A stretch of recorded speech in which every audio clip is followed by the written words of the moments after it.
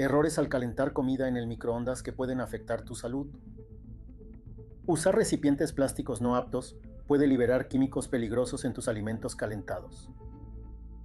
Calentar comida de manera desigual permite que algunas zonas queden frías y aumenten bacterias nocivas. Recalentar alimentos varias veces reduce su valor nutricional y altera su sabor original. Tapar mal los recipientes puede causar salpicaduras, quemaduras y accidentes dentro del microondas. Sigue estos consejos para usar el microondas de forma segura y saludable en casa.